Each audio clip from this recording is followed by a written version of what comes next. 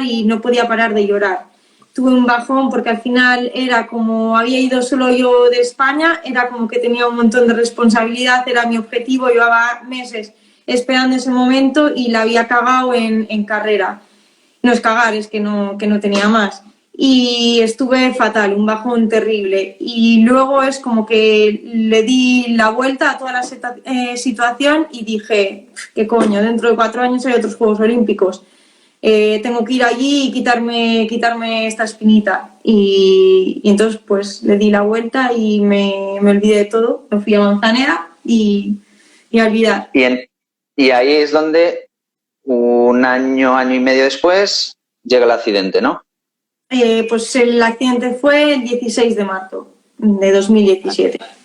Entonces, bueno, la verdad que ahí también, después de los Juegos Olímpicos... ¿Me puedes decir cómo fue el accidente? Es decir, ¿tú qué recuerdas previo al accidente?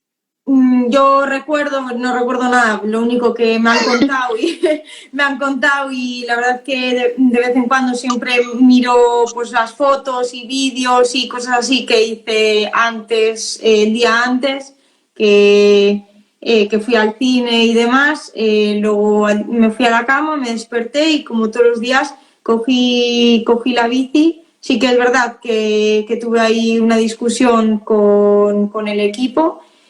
Y cogí la bici, salí a entrenar y cuando llevaba menos de 1 kilómetro, estaba todavía saliendo de mi pueblo, no sé lo que pasó. Aparecí en el suelo, encontraron la bici que la habían apoyado o no sé qué pasó, que apareció apoyada perfectamente y yo estaba con convulsiones en el suelo y pues todo llena de sangre y demás.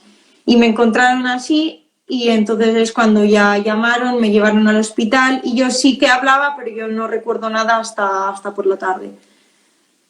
¿Y eso qué afectación ha tenido posteriormente? Entiendo que, esa sensación de alguien me ha reventado, me puede volver a pasar y ir en la bici y tener que ir mirando para atrás, ¿no? De decir, hostia, que vienen. Pasaron muchas cosas, porque luego hubo un montón de investigaciones, duró un montón de tiempo, que uno decía una cosa, al día siguiente la misma persona decía otra versión, entonces es como que empiezas a darle vueltas y te vuelves loca con todo. Y luego el problema fue cuando yo quise salir en bici y me di cuenta que no sabía andar en bici, que sí mantenía... Que no sabía andar en bici. No, que yo salí, o sea, yo no tenía fuerza porque había perdido en la pierna izquierda, que era donde había tenido el golpe, había perdido la fuerza. Entonces yo empecé a hacer rodillo. Empecé a hacer rodillo y me daba cuenta que no tenía fuerza. Entonces me dijo mi padre ya a la semana o no sé cuánto, me dijo mi padre, mira, como para salir de casa teníamos una subida y no podía subirla porque no tenía fuerza, me dijo, mira, cogemos el coche, te llevo a una carretera llana, voy contigo y das un paseo y a ver qué pasa. Y entonces en el momento que me monté en bici y empezaba a ir, yo decía, ahí está, que se me ha olvidado, que no puedo andar en bici. Y él me miraba y me decía, pero si yo te veo que vas normal en bici, ya, pero es que no puedo ni coger las curvas, no, que se me ha olvidado. Yo le decía que no puedo.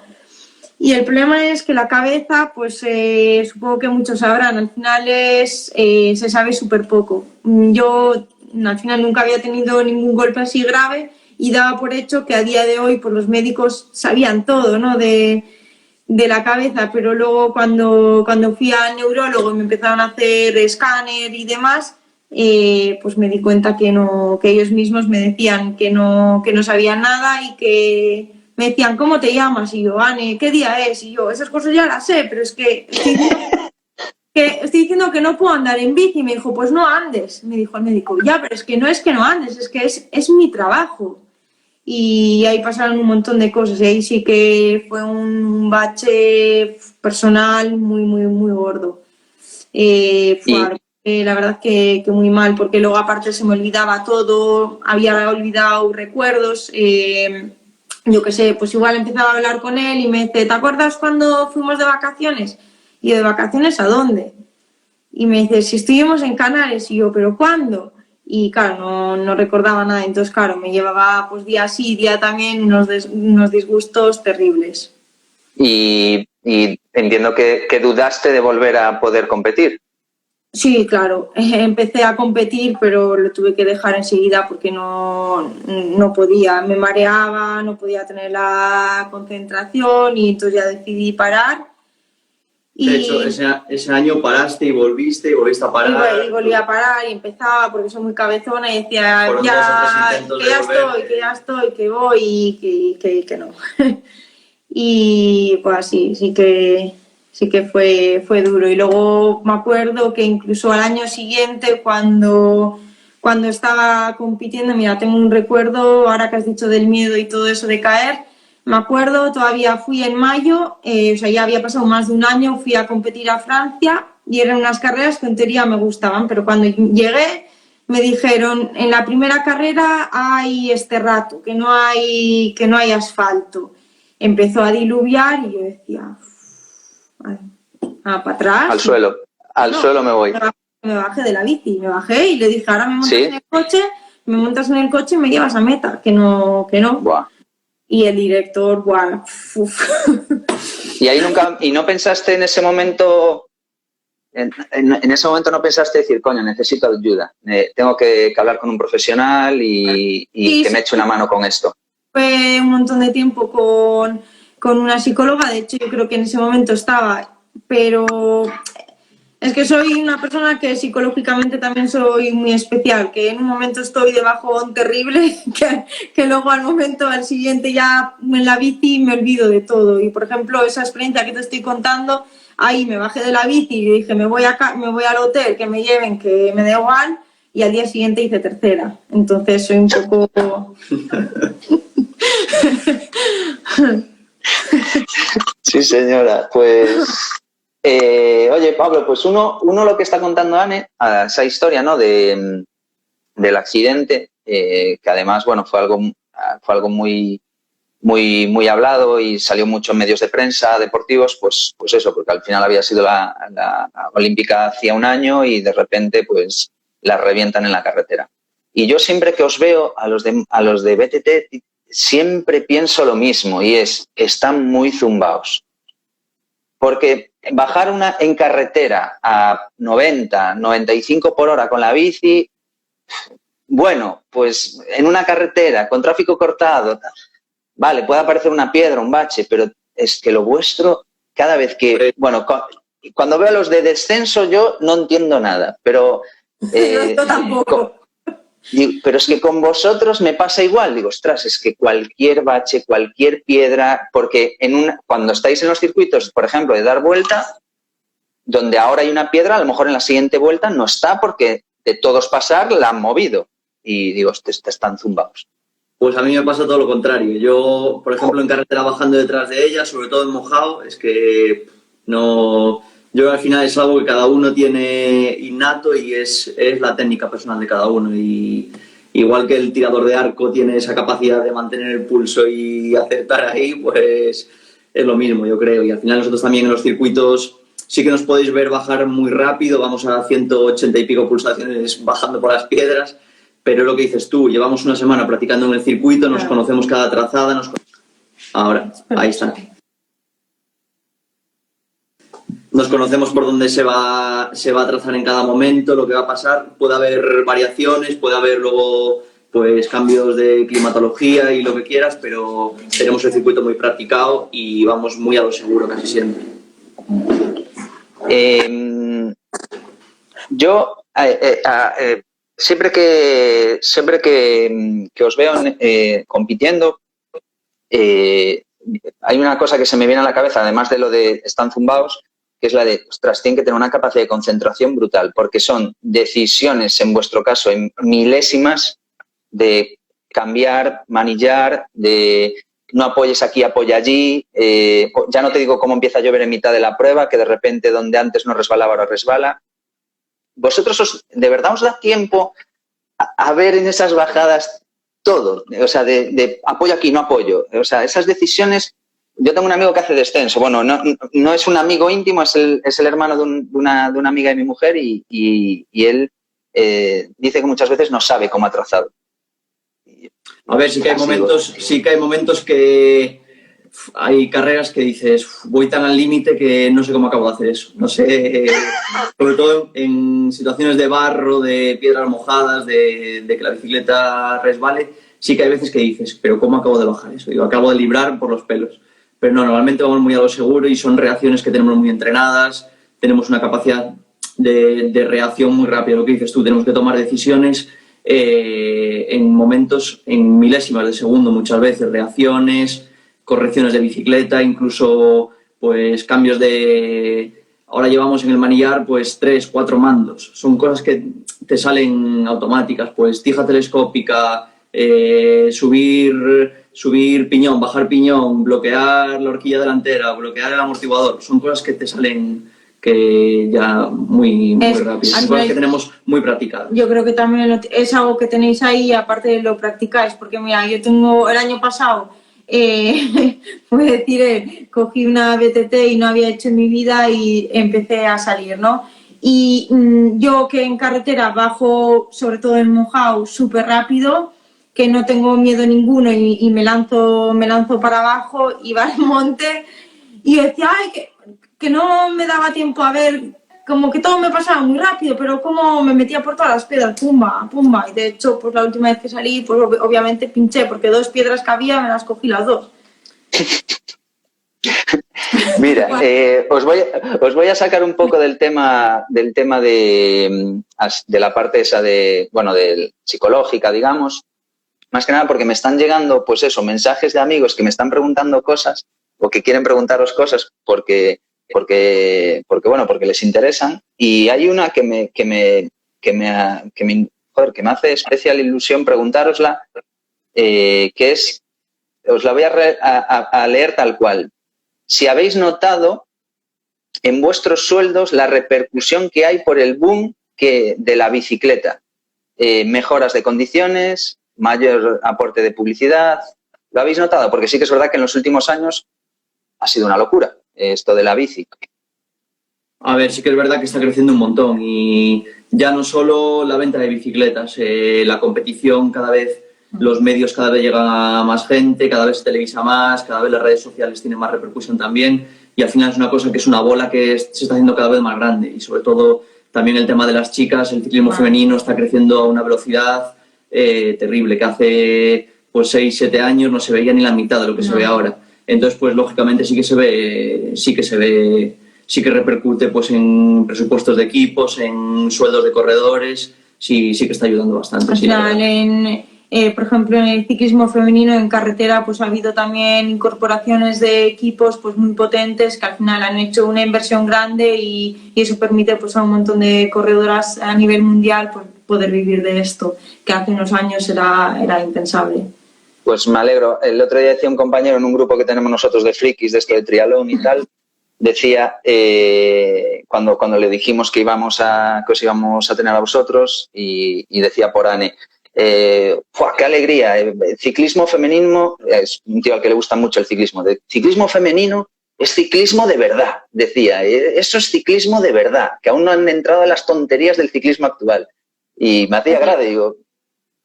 Mira, nunca sabes lo que va a pasar, ni nosotras, no sabemos nunca, por ejemplo, tú te pones a ver una carrera de chicos y tú sabes que de salida generalmente siempre hay una escapada que cuesta más o cuesta menos, pero bueno, se hace una escapada que no hay ningún líder, atrás luego el equipo de líder o del que quiera hacer la carrera se pone a tirar, pillan a la escapada, a trabajar y se acabó. En chicas no pasa eso, puede haber escapadas y no hay ningún equipo o hay algún equipo que se ponga a tirar pero no se coge, se mete alguna de las líderes, se mete en la escapada adelante y te la lía parda. El año pasado, por ejemplo, en la creo que era 7ª etapa del Giro de Italia, Annemiek van Vleuten iba líder con maillot rosa con no sé si 3 minutos o 2 minutos a la segunda. Llegamos a la subida, la penúltima subida, faltaban 60 kilómetros a meta, arrancó y se fue para adelante y luego organiza todo eso. O sea, nunca sabes lo que va a pasar. Entonces, para ver es bonito porque tienes que estar siempre atento y puede pasar cualquier cosa. Dicen por ahí, el ciclismo femenino va a cara de perro. Sí, tal cual. Y luego otra pregunta que está llegándome por privado y que antes la preguntaron ahí al principio del todo es, bueno, ya lo dejasteis entrever un poco, que es lo del entrenamiento ahora en casa, ¿no? Porque, y lo comentaba antes Pino también, que es que a la gente se le está girando esto del rodillo y, ostras, ves entrenamientos de gente de 3 horas, 4 horas, 5 horas encima del rodillo y luego ves a algunos profesionales y los ves en Strava, los que suben los entrenamientos y no hacen esos entrenamientos. Y digo, ostras, pero la gente... Contar un poco ¿cuál es el entrenamiento más largo que hacéis? Ese rodaje, ¿no? Digamos, de rodillo más largo. Lo primero, como dice nuestro entrenador, que hay mucha gente que después de este confinamiento va a necesitar otro confinamiento más o unas vacaciones para recuperarse de lo que está entrenando en casa. Pero nuestro entrenamiento más largo, pues mira, el día... fue 2 horas, me parece. 2 horas seguidas, y el día que metíamos un poquito más de volumen, partíamos 2 entrenamientos en 1 hora y media y 1 hora y media, para que te hagas una idea. Luego sí que nos gusta mucho dividir pues, el día en 2 entrenamientos, porque bueno, al final pues para buscar algo más que hacer también por las tardes, para que el día sea un poco más ameno y llevadero en casa también, pues si por la mañana hacemos bicicleta, que normalmente en este caso el día del gimnasio por la tarde lo hacemos en ayunas por la mañana al levantarnos, pues hacemos 45 minutos, 1 hora en ayunas por la mañana y luego el entrenamiento de calidad en gimnasio por la tarde.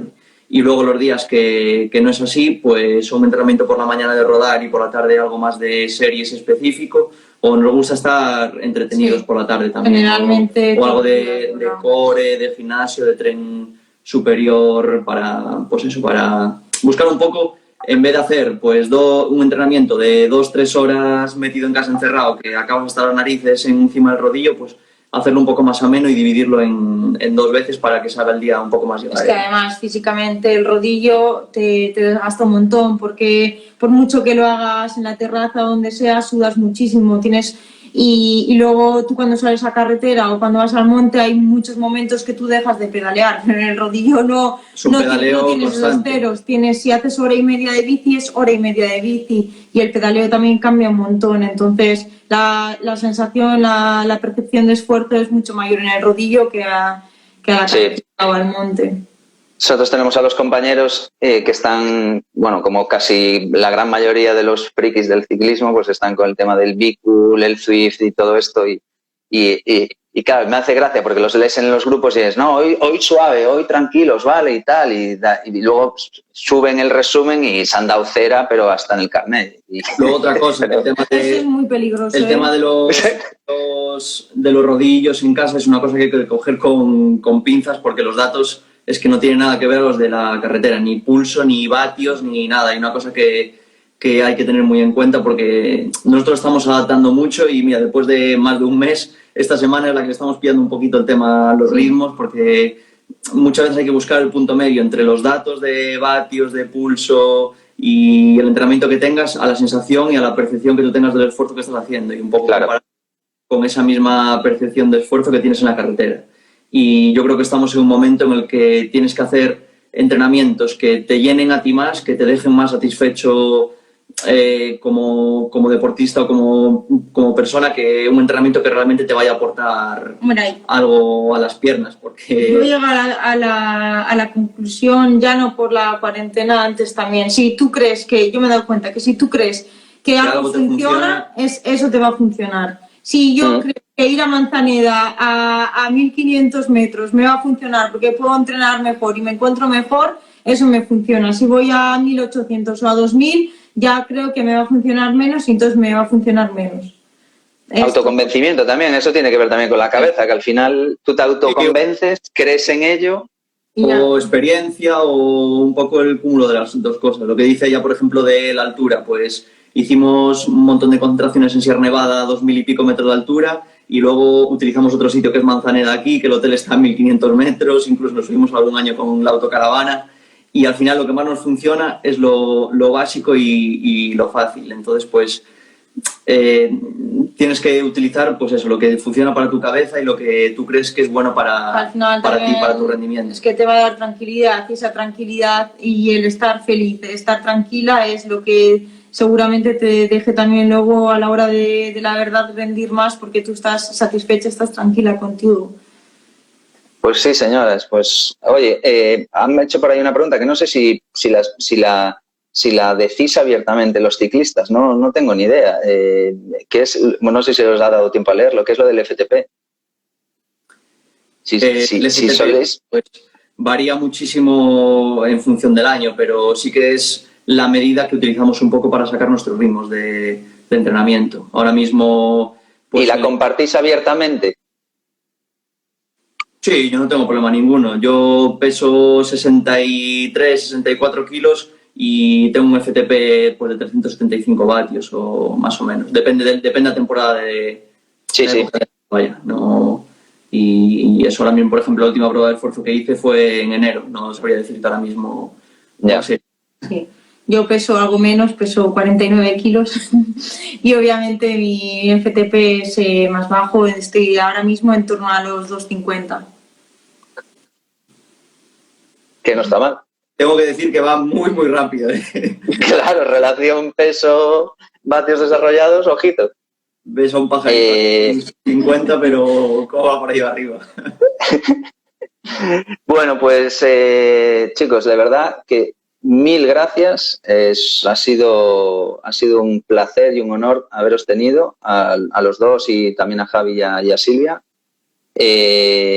No sé, la verdad es que ahora espero que todo el mundo esté todavía más atento a lo que hacéis y a vuestros deportes. Y que os vaya todo bonito, que se suele decir, ¿no? Y que ojalá que en breve ya estéis otra vez en la carretera, en el monte, disfrutando y pudiendo preparar pues eso que queréis preparar y a donde queréis llegar, que todos tenemos claro que van a ser los Juegos. Pues muchísimas gracias, felicidades por los directos, que tratáis temas muy interesantes y por lo menos el de hoy, que para mí fue el primero que os seguía, pues estuvo muy bien y que para cuando queráis estamos por aquí. Sí, eso es al final. Perdón, que no se me olvide, es verdad. No puedo acabar esto sin darle las gracias a Marina, por favor. Sí, pues mira, se me olvida a mí también. Estaba por ahí, ya he visto. Claro, que estaba por ahí, Dios mío, que si se me olvida no me lo perdono, ¿eh? Que fue gracias a ella que habéis entrado. Pues perdóname, sí. Ani, que te he cortado. Sí, no, quería decir simplemente que eso, que si podemos ayudar a simplemente pues este momentito de la noche a desconectar un poco de todo lo que está pasando, que seguramente habrá mucha gente que esté siguiendo aquí, pues que no esté viviendo a lo mejor una situación ideal en casa, sea por trabajo o por enfermedad, y pues nada, si podemos ayudar en olvidar, en desconectar un poco, pues que encantados los dos. Pues encantados. Esperamos volver a teneros en una charla dentro de algún tiempo diciendo que habéis ganado algo importante. Ojalá. Muy bien. Un abrazo. Gracias. Venga. Chao. Chao. Bueno, Pino, voy contigo, ¿eh? Vale. Para terminar, vamos allá. Joder, la verdad es que ha estado súper chulo, súper interesante. Es el momento de dejarlo, Rope. Ya no de dejarlo. Sí. Yo iba a llamar a Pedro Sánchez ahora al acabar esto y decirle que por favor cierre el confinamiento, o sea, que acabe ya este confinamiento, porque ¿a quién más vamos a entrevistar? No vamos a mejorar lo que hemos tenido, la verdad que no. Muy bien, ¿eh? Muy bien, muy súper interesante. La historia de ella, la verdad es que bestial, ¿eh? Brutal. La verdad es que tanto Javi con su parte, lo que nos contó, y luego Anne, que te cuente esa experiencia y que te cuente lo que ha vivido y eso de me subo a la bici y no sé pedalear, ¿sabes? Es la hostia, ¿eh? Increíble, brutal, sí, brutal. Una historia brutal. Increíble. La verdad que esta gente da gusto escucharlos porque, bueno, se sale un poco de las historias habituales nuestras, ¿no? Un poco relacionado con el amateur. Y claro, cuando escuchas gente de tantísimo nivel, yo creo que está muy bien. Yo creo pero son historias similares, o sea, aun cuando son profesionales te das cuenta que de repente viven cosas que son como las tuyas. Está clarísimo. Y lo decía antes lo decía por ahí Yago, que al final no dejan de ser personas normales y que con unas cualidades especiales, pero normales. Sí, claro. Y que viven cosas igual que tú y que de la misma manera que cuando yo me he caído en la bici y luego tienes miedo a montarte, pues lo mismo pasa con ellos. Sí, no cabe la menor duda. Muy, muy bien. Bueno, Rope, llevamos 2 horas sin comentarios. Cuidado, tu hermano nos va a matar. Tu hermano ahora mismo nos va a matar. Sí. Bueno, dar las gracias a todos los que nos habéis escuchado. Esperemos eso, que os haya gustado todo lo que hemos contado, lo que nos han contado. Y bueno, vamos a intentar a ver el lunes que viene a ver qué hacemos. Eso mismo. Muchas gracias a todos. Un abrazo.